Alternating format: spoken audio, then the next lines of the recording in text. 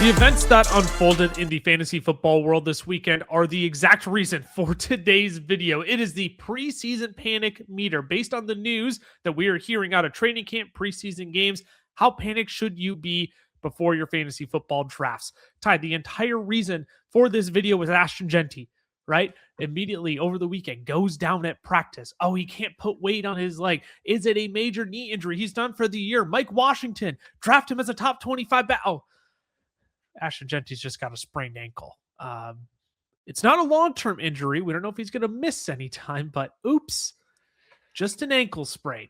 So let's start on a scale of 1 being you're not worried at all, 10 being the most panicked you could possibly be before your fantasy football drafts. How panicked are you?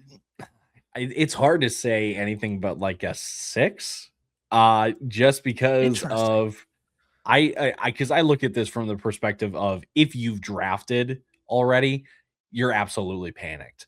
But if you haven't drafted, well, at least you've got some time then. Time can pass and you find out more about this injury and where he should actually go. Because when you look at your home leagues, he's kind of on that 1-2 turn. So for those that drafted, you already spent premium capital. And from the sounds of it, like everyone's saying, oh, it's just a sprained ankle and assuming that he's going to be ready week 1. To me, if you still can't put pressure on a sprained ankle, that does not mean it's just a minor ankle sprain. That means like you're going to be out for several weeks. So it's not going to surprise me if he misses 1 game, maybe even 2, maybe even like Vegas just says like, we are in no rush to try to get him back. We want him 100% and not try to rush him back to only play at like 90%. So all of that to say, like, because you are spending premium capital and he is going to miss 1, maybe 2 games, you do have to be slightly panicked, but at the same time, it's a long season. You're still going to get at least 15 games out of the guy, unless he gets hurt again. But again, we don't bank on those happening twice. So, no. And here's how I'm gauging this, because the Raiders have come out and said they're unsure how long he'll be out. I'm playing the semantics game here. They're unsure how long he'll be out, but they know it's not a long-term injury. So what does that tell me? Well, my guess is somewhere in the 4 to 6 week range, and we're looking at 2.5 weeks until the regular season. So I think I'm with you here that I think Ashton Jeanty is probably going to potentially miss the first game of the season, maybe even week 2 as well. Totally depends. So then let's take a look at the ADP board then, right? This is ESPN currently. ESPN has adjusted slightly where they've got, Devon Achane is still going at the end of the first round. We could talk about how ESPN might not be the most reliable drafting platform out there, but this is just an interesting thought experiment of James Cook at the turn, Saquon Barkley, Ashton Jeanty immediately afterwards.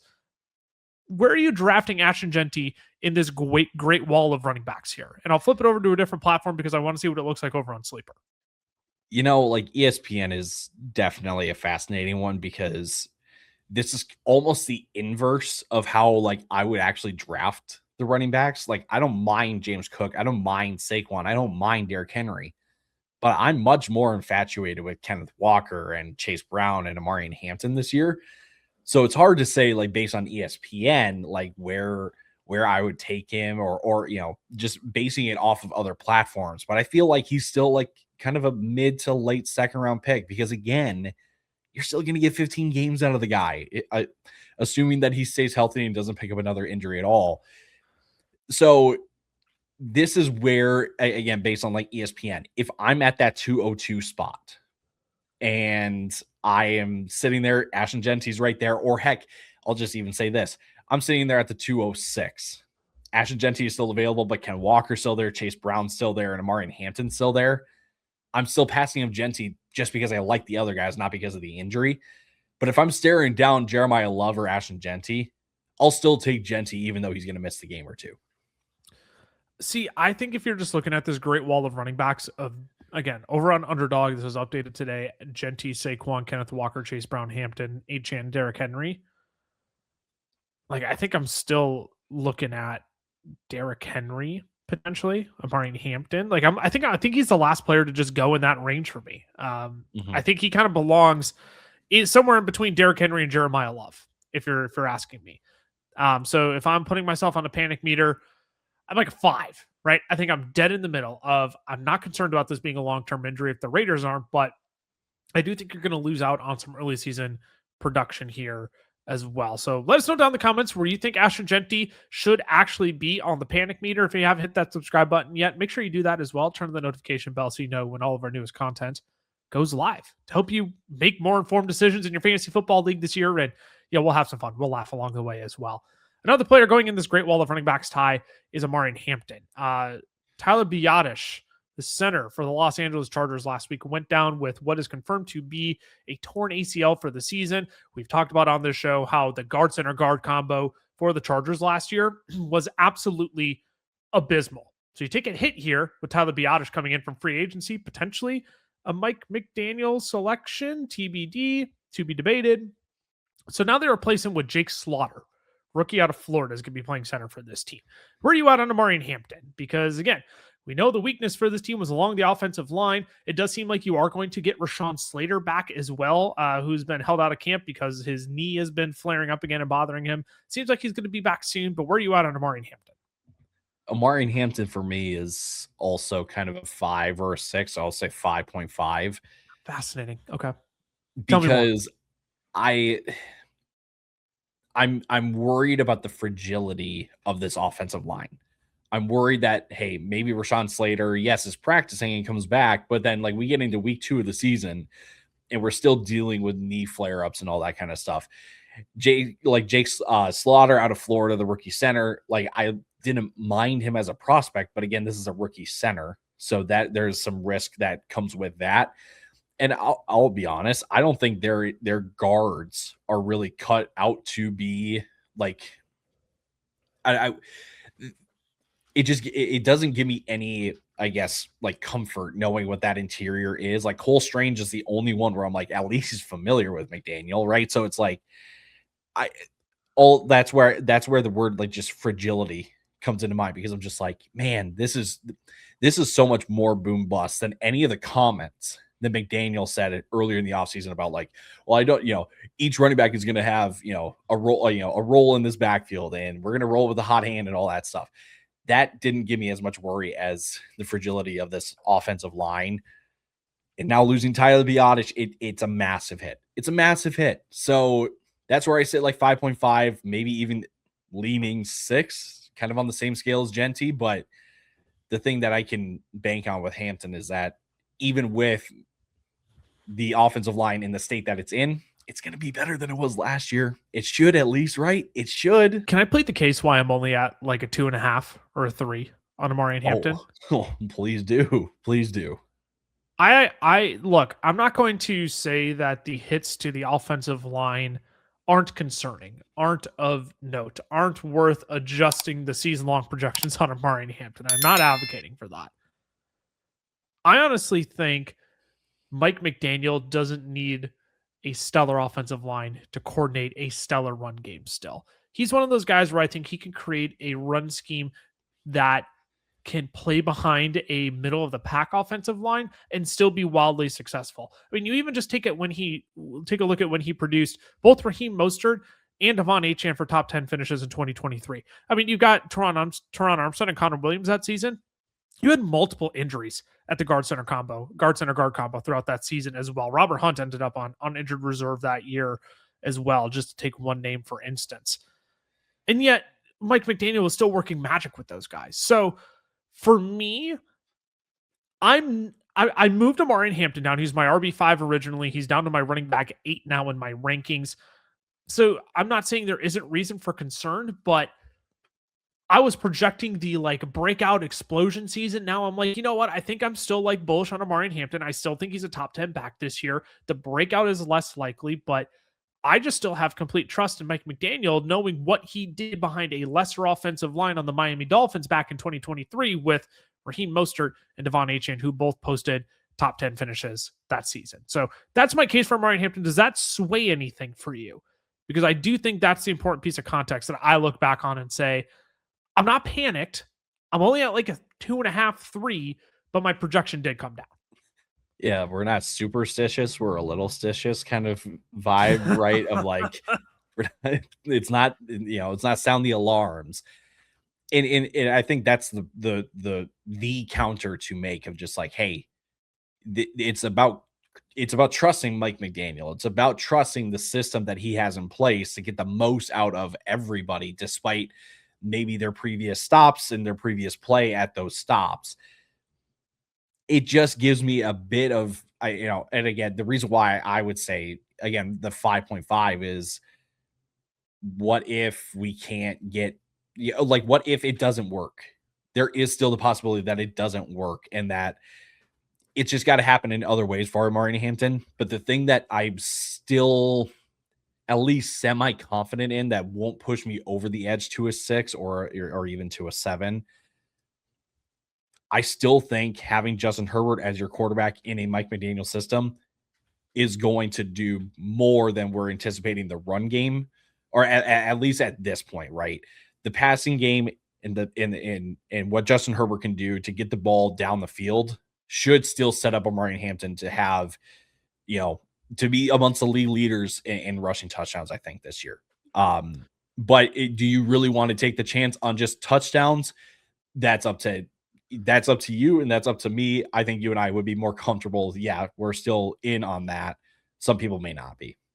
I still think you're going to get all the components of Omarion Hampton's game that you want. I mean, even against the stellar defenses like Houston and Denver last year, Omarion Hampton drew 7 and 8 targets in those games. So you can even make the argument that, sure, if they're bringing pressure right up the middle, is Justin Herbert going to be more prone to dumping the ball off to Omarion Hampton? So, like, sneaky, do you kind of get a low-key Devon Achane kind of season, right, where it's that 11 to 12 touchdown range, but you're also getting catches from Omarion Hampton too. So that's why I'm like, I think the projection has to come down a little bit, but I still think that the top 5 explosion season is still within the range of outcome. So that's why I'm only at a 2.5 or a 3. I want to switch positions now, Ty. I want to talk about Mike Evans of the San Francisco 49ers and this whole preseason injury saga.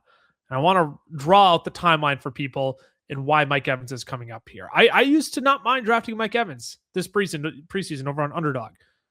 But here's the deal. You had the initial quad injury during preseason, so he sat out a handful of time to nurse that, comes back to practice for a couple of days. Then you get the report that he's icing his ankle off to the side afterwards. It's not a great look. People are like, well, what the heck is going on? The dude's old. Only for it to be apparently the quad issue again, Ty. So when you have like multiple aggravations, this soft tissue injury flares up again in the quad, I'm just like, I'm good, man. I don't need to play with this weird substation voodoo in San Francisco if Mike Evans is going to like continue getting hurt like this. Like, this isn't like your undisclosed tightness like Christian McCaffrey has, albeit that's still concerning, but he's at least on the field doing light practices at this point. He was moving around on the practice field. Christian McCaffrey was on Monday. But for Mike Evans specifically, only played 9 games last season. You had the hamstring injury all of last season. Like, I'm good, man. I'm done. Like, in terms of Mike Evans, I'm at an 8. I kind of just don't want to play this game if he's going to have soft tissue injuries like this on and off throughout the entire course of the season. Like, I just don't care to play. Yeah, I'm right there with you. I'm kind of at like an 8, 7 on a good day, 9 on a really bad day. Just, this is the reason why you were going to be in a Mike Evans before any of the injuries started was because it was going to be like Devontae Adams-esque 2.0, where it was just 100%. touchdowns, not a whole lot of volume, but you knew it was just the investment in a really good offense and the guy that was going to be on the receiving end of a lot of those scoring chances that they had.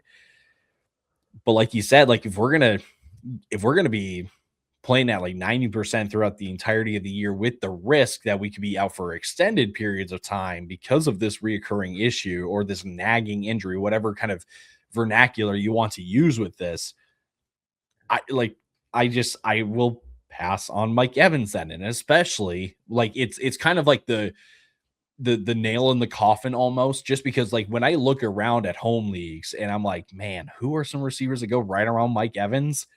Well, over on Sleeper, Christian Watson, Roma Dunze, Yep. on ESPN. Mike Evans goes he goes later. He's the wide receiver 33, but he's one pick right before, guess who? It's Parker Washington. Yeah. It's like, I just keep finding myself when I have an opportunity to take Mike Evans, I'm like, man, I just like this other receiver. better than Mike Evans, even with the potential upside that he has of just being, again, a double-digit touchdown guy. It feels weird to say that we're asking for a lot, but again, we're getting closer and closer to making the argument for Mike Evans of if everything goes right. And I know that you recently said sometimes those cases of if everything goes right just doesn't really make sense for you to take the chance on them in your fantasy teams. And I think, like I said, Mike Evans is getting to that point, and it's just not, he's no longer of major interest, but it's not going to surprise me if I, in the next couple days, go, yeah, I'm good. I'd rather not. I've already decided that. I don't need to draft a wide receiver who's already showing me signs of issues in the preseason of not being able to be healthy for the entire course of the season. And again, say what you will about the electrical substation in San Francisco, whether you truly believe it or not. At this point, like I can't believe it's coincidence with how many injuries this team is facing already during the preseason. I mean, look, our boy Deshaun Stribling, he's already dealing with an injury too now on a Monday morning. It's just like this team cannot catch a break, right? So based on that, I'm good. I don't need to play these crazy voodoo games with San Francisco and Mike Evans at 30 plus years old specifically. Last injury I do want to talk about, Ty, before we go on a stretch of more like preseason takeaways specifically from the games played this last week. Of course, I have to go and make Sam LaPorta a flag plant on Tuesday of last week. He comes out on Wednesday then and suffers a hip injury. And all of a sudden, my flag plant is like in danger of missing week 1. You literally can't make this up. So sorry, I must have planted that flag too hard on Sam LaPorta and dislocated his hip. I mean, that's not the injury that he has, but you get my point. I think I'm at a 6 for this one. Because if LaPorta is going to continue dealing with injury, if it's a compensation injury because of the back surgery that he had this offseason, that worries me as well. I am no doctor, so do not take my word on any of these things. I'm quite literally just throwing out ideas that I've seen Twitter docs throw out there too that I trust. So where are you at on LaPorta? Again, I have my concerns, especially if it's compensation for dealing with the back injury. Again, I lose confidence if he's not going to be entering the season fully healthy, and that gives, frankly, Jameson Williams more of an opportunity, a guy who I was ready to be completely out on, more of an opportunity to be of relevance more frequently in this offense. Yeah, I will admit you do have some more skin in the game when it comes to Sam LaPorta. So I got way too much skin in the game now. Are you kidding me? I got way too much skin in the game. Way too much. I can understand the 6 score for you. For me, maybe I can be the voice of optimism for you because I'm kind of sitting at like a 3.5. Oh, because in doing my own research and just kind of looking up exactly what happened and all that stuff for Sam LaPorta, it came from a hit that he took in practice. It wasn't so much of a awkward step, non-contact type of injury. So that gives me hope that it's a contusion issue, that it's a deep bruise type of issue. At the same time, I can't go lower than a 3 to say that like this injury is nothing, because again, we are approaching week 1 and we want our guys to be 100% healthy going into the season, not needing a ramp up period or anything like that. So the fact that, again, when the injury news came out, we heard what it was, just hip injury, but we haven't really heard anything since then. Which we're recording August 24th. Basically, we heard about this on the 20th. Dan Campbell gave an update around noon on the 20th, and we haven't heard anything since, which is also why I'm a little bit spooked. Right. So I think if we were talking about this yesterday, I would have said a 3, but because it's today, it's a 3.5 of just, it's another day with no update, no clarity on what the situation is.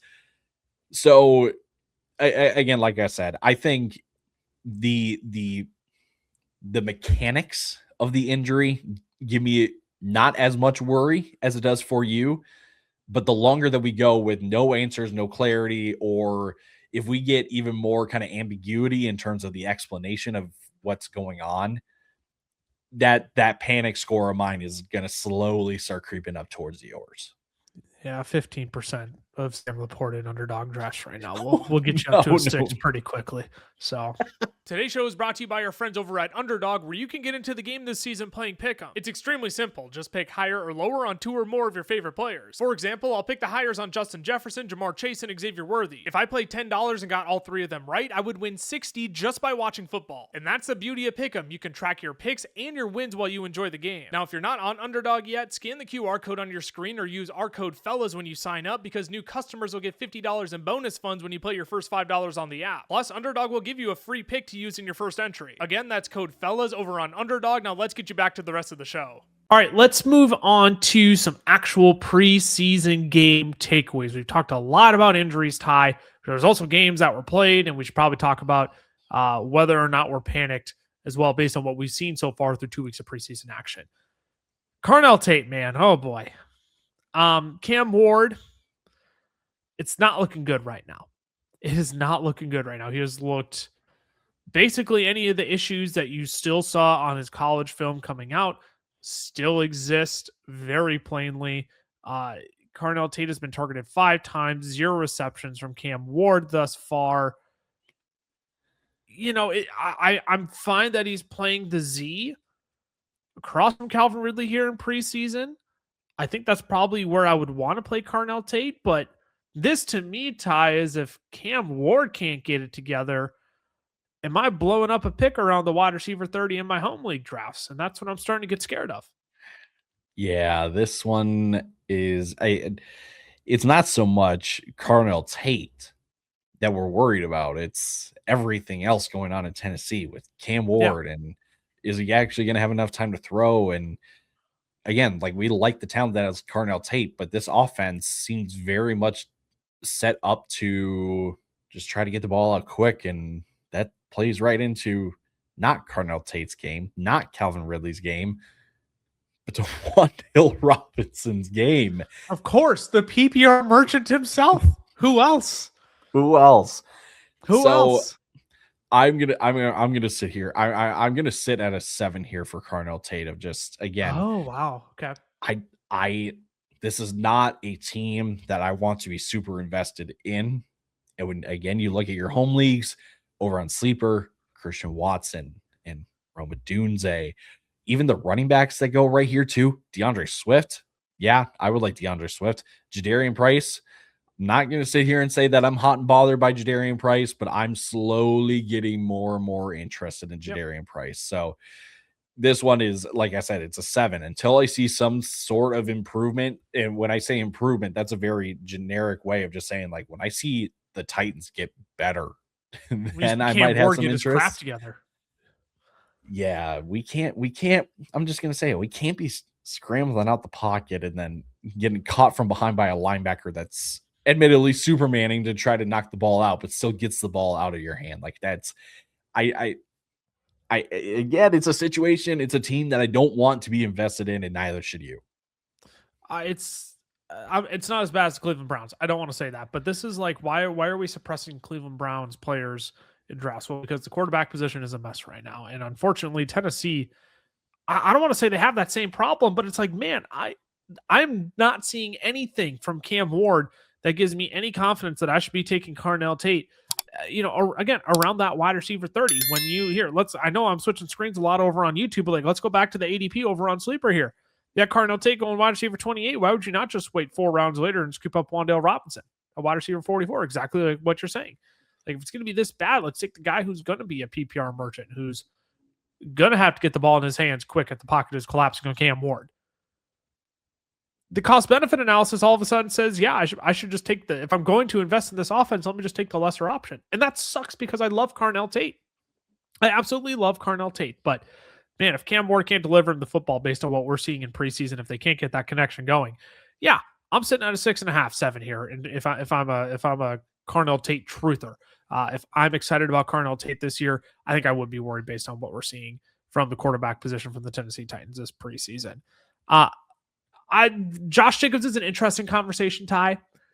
because it actually kind of has something to do with him, but he's at least doing light drills off to the side as we're recording this on Monday. So he's kind of practicing. He's practicing off to the side in very, very limited fashion.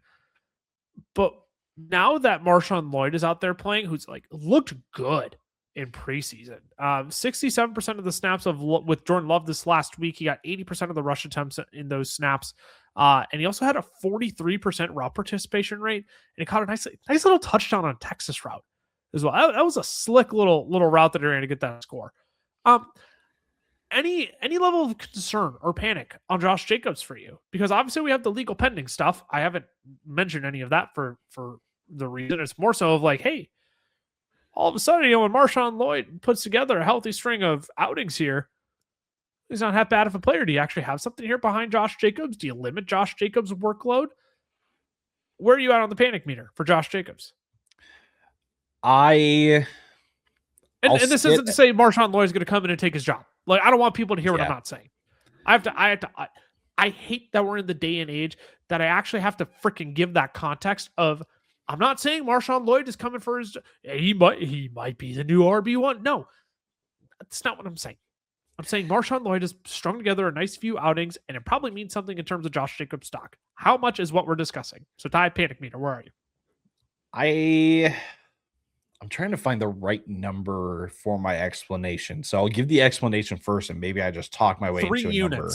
No, I'm kidding. Go ahead. Ooh, over under 1.5. What I'm worried about for Josh Jacobs is just what the volume looks like rather than what the finish will be at the end of the year. Because I do think at this point, Marshawn Lloyd is going to be more involved than we originally thought, right? In the past couple of years with Josh Jacobs on Green Bay, it has been the Josh Jacobs show. There is a part of me that says, we're going to eat into some of that work. We have to.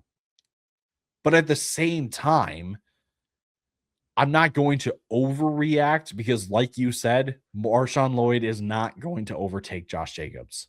No. And yes, it may look different this year, but I still think Josh Jacobs can be a top 15 running back this year because of the offense that he's in. If the Green Bay offense, with less players on the outside, or I should say with 2 less wide receiver ones on their team that they feel like they need to try to get involved, like maybe this offense is a little more like fantasy friendly, I'll call it, rather than just LaFleur kind of sticking to his guns and not really budging at all. So again, I guess I'll say a 3.5 again, just because I'm like, again, Josh Jacobs is still going to be the guy. It's going to look different this year for him in terms of the amount of touches that he could have at the end of the year. But I still think he can still come home and still, return enough value for you that he's not a disaster of a pick. But it's unfortunate that Josh Jacobs is no longer kind of the sweet value that you could get kind of in round 3, round 4 that he was the last couple of years. Yeah. I originally had expectation that Josh Jacobs could easily hit his top 12 ceiling again this year. Unfortunately, I think with the missed time this preseason paired with a Marshawn Lloyd has strung together a couple good outings here, you're looking at Josh Jacobs as like the RB15 in your drafts. And I think that's just where I'm expecting him. I mean, that's where I have him ranked as RB15, right? And I would love to be wrong. I would love for Josh Jacobs to come out, score another 14 touchdowns this year, cement himself as a top 10 fantasy back again. I would love nothing more. But I think you named it perfectly of like, he's no longer this sweet little value in the 3rd, 4th round like in years past. Like that's what you were hoping for this year when over on Underdog, he's been going RB17, RB18 pretty consistently. And my logic was, well, he's being suppressed because of the potential suspension. And if I don't think it's going to happen until 2027, why would I not draft him at this price tag? And all of a sudden I'm like, yeah, it seems fair. That seems fair because I do think Marshawn Lloyd is probably going to get a little bit more run behind Josh Jacobs this year. Now that they have somebody of seemingly seemingly have trust that they can run behind Josh Jacobs. So yeah, I'll say like a 4.5. Because again, it's not like I'm worried about Josh Jacobs outright losing his job, but like when it comes to factoring in, does he have a top 10 ceiling, a top 12 ceiling anymore? Yeah, but it got significantly smaller now that Marshawn Lloyd is appearingly going to be a factor.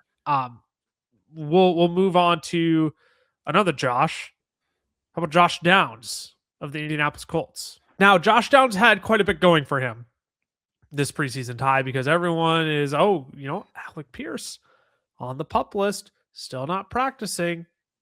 All this reporting around the ankle, pretty ambiguous. Is he ready for week one? Chris Ballard seems to think so, but Chris Ballard is also conflicting reports about these injections. Josh Downs, stock up, but hold on.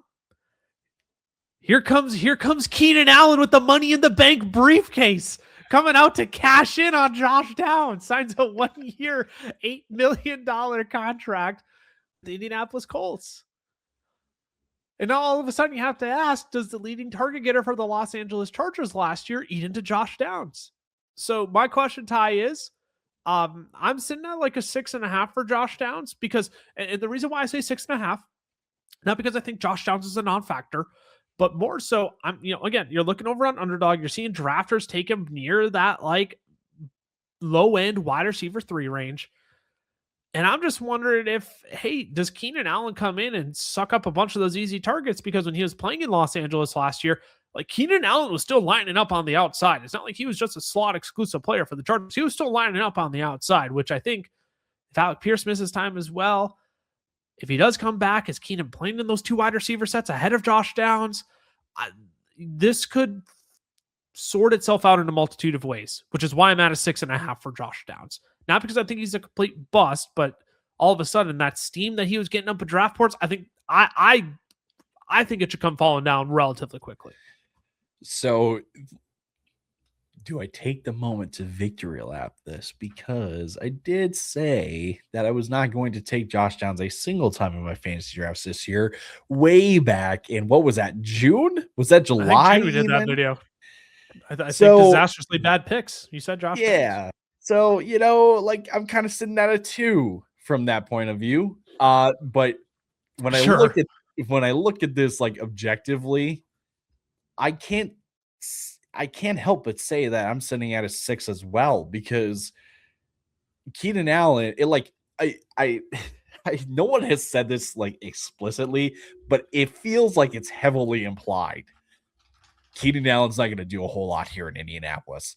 Oh, really? That's what we thought last year when he was going to the Chargers. We're like, Lavakaki is going to be fine. And granted, like Ladd was going a lot higher in drafts, but it was like, come the end of the season, man, Keenan Allen just played a huge part. In the finishes. I mean, granted, again, the Chargers' offensive line was in shambles last year, which was that was literally the product of that. Keenan Allen's league or team lead in targets was a product of that, but. Again, like to your point, he was clearly a factor. And just to put context on my number before I kick it back to you, 60.5% of his snaps as a perimeter wide receiver last year, Keenan Allen per Derek Brown. Go ahead. I just like we can hope and wish, and yes, the team has made it known that they want to try to get Josh Downs like on the outside, get him on the field more consistently. But this was the whole argument I made all the way back in June and July whenever we did the episode. The dude is historically not as effective on the outside. Yep. And this is kind of funny. Like, I'm not taking any shots at Matt Harmon and reception perception, but you see the efficiency take the hit. So yes, you can play outside, but there is the stark contrast. Like, even like, maybe the best way to explain it is this. We saw what happens when a guy that plays out of position or a guy that gets moved around and has to play positions that he's not familiar with. Emeka Egbuka last year, because Mike Evans was missing time, because Chris Godwin was missing time. He's having to play so many other roles that are not familiar or not like a perfect fit for his skill set. It took a hit amongst many other things. Josh Downs can be the exact same way. So I can understand if you want to buy in on the 2 wide receiver set usage, but I just have to say the presence of Keenan Allen now gives Josh Downs a scary floor that you did not think was going to be possible before he arrived in Indy. So I'll say a 6, but again, like I've maintained the stance that like I'm just not really like in on Josh Downs this year. I see the opportunity. I just don't buy in that it's actually going to work out. You can have the opportunity, but that does not mean it's an automatic given that you're actually going to work out. And again, and I don't want to like overinflate Keenan Allen's potential impact. You and I just both agree that it's not going to be a non-zero. $8 million isn't going to suggest that he's going to be a 0 in the box score this year. So yeah, I think you and I are in the same boat on this one, speaking the same language. We can keep Tony Pollard short. We've talked about him in recent weeks. The splits with him and Tyjae Spears were still just as ugly last week. Tyjae Spears outplayed him. Not that you or I really want to be invested in Tennessee, as we talked about with Carnell Tate. But this is why I talked about Tony Pollard, and this isn't.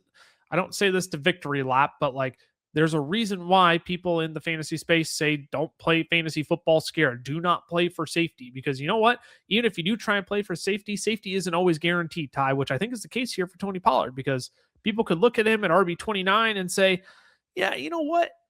I'm going to get a solid, consistent player that I don't have to worry about putting in my lineup each week. You know what else Tony Pollard isn't going to do for you? He's not going to win you your freaking fantasy football league. And at this point, I think he's he's definitely a potential league loser, which I don't know if people would outright say before, but like he's definitely a league loser in my opinion if the snaps are going to look this way throughout the course of the season under Brian Daboll. I know I said last week that I want to give this another week just to see if this was the confirmation that I needed. You did. I did. And yet somehow I'm saying, give me another week. No, in the weirdest way. No, stop fence sitting. You need another week. So you need another week to sort out whether Tony Pollard is like anything better than a safe pick. That is anything better than the RB26 in fantasy football this year? You need another week? I do not. So how do I say this? I don't need another week because he's on the Tennessee Titans, and I've already stated I want nothing to do with Tennessee. Sure. The thing that gives me some kind of, it's not a second thought, it's not a hesitancy, it's just a like what if scenario. Have you seen the speculation or the anonymous reporting of, I shouldn't say it's anonymous reporting, but like the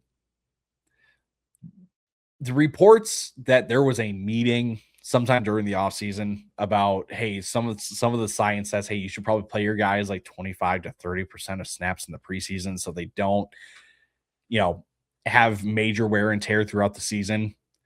That's what's going through my mind when it comes to Tony Pollard, because it's just like, maybe they do want to write Tony Pollard for the majority of the season then. But that is just me like kind of like jumping on the trampoline to see what's on the other side, even though I'm totally content on my side of the fence saying I want nothing to do with Tennessee's backfield. You get what I'm saying? I feel like I don't know why both things can't be true. Like I'm out on Tennessee, but I'm at least just like, sure. You're moving the loose fence post just to see like what's going on in the neighbor's yard over here. Yeah, just to see what's going on. What's the dog doing behind the fence over here? Why is he barking so much? Doing? Right. Like, like I heard somebody, the neighbor had some friends over. So I was just seeing what's going on in the backyard. But I'm content. I'm content on my side. I ain't leaving. That's for sure. But I'm just curious. You look at the neighbors and they're just playing like hacky sack on like their paved patio out back, and you're like, oh no, I'm good. Oh, we're good. It'd be different. Dorky, it was hacky sack. No offense to those of you who play hacky sack out there, but like, oh, that's all they're doing. It'd be a different story if it was like spike ball or bags, but but if it's hacky sack or all right, yeah, nobody's got a nice pounder or golden light or anything. It's not a pool party or anything. They're kicking around a hacky sack. Like, okay, exactly. So again, I'm unbothered by all of this. I wish I could give a 0 because I'm just like, I don't care. I don't think anyone else should care to, but I'll say panic meter is not applicable because I don't care. Yeah, it's out of operation. It's not even Sure. like turning on for this, but if sure, I'll say a 5, I guess, if you truly care about Tony Pollard. So I know which player your panic meter is working for, though. It's definitely working for Kyle Monangai. Yeah, we Kyle Monangai. we can actually just end the episode right here. We'll just see you guys next week. The man who is all about Kyle Monangai this offseason. The hyperextended knee. It's looking like Monangai's probably going to miss at least week 1, if not more than that. Kyle, you do not deserve that. I'm just saying, whoever did that to you, I mean, it's unfortunate how it happened, right? It's unfortunate that it wasn't a padded practice, gets rolled up on behind. It was tough with how it happened, but yeah, I mean, if he's going to miss the early part of the season here, we're still not getting him out on the field or anything. You know, it's looking like this could potentially last the duration of 5 upwards of 6 weeks even. So yeah, I'm sitting at like a 7 on this one for Kyle Monangai. I'm not too optimistic we get him back before the start of the season, which would stink, which would absolutely stink. And it makes sense why his stock is plummeted closer to running back 40 in drafts. I mean, you know how you were so much higher on your panic score on Sam LaPorta, and I was kind of voice a reason. I'm at like a 10, man. This sucks. Oh, you're even higher. Wow. I mean, because again, man, like what Kyle Monangai needed to essentially kind of hit the breakout case that I was kind of painting, even though a breakout case wouldn't have seen him finish inside the top 20. You needed to play right away in the season and be healthy week 1, but actually like perform in the preseason. And he's just not going to be able to do that because he's hurt.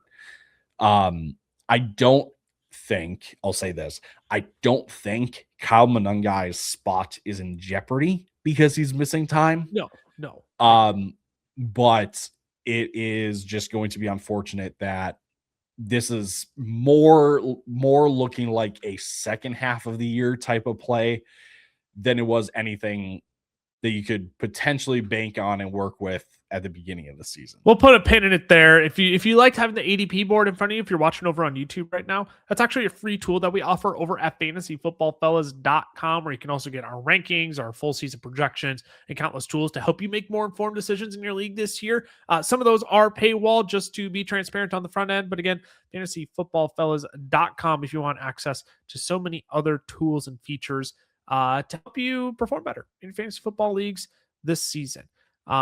We got a great slate of episodes coming up again throughout the rest of this week. So if you have not subscribed yet, make sure you do that. Turn the notification bell as well, so you know when all of our newest content goes live, so you can get the league winners for this year, in our opinion, and league losers as well. There's 2 other episodes we got coming for you all this week. And if you want even more content, FFL is over on Twitter, the FFL is over on Instagram, Fantasy Football Fellas on Facebook and TikTok.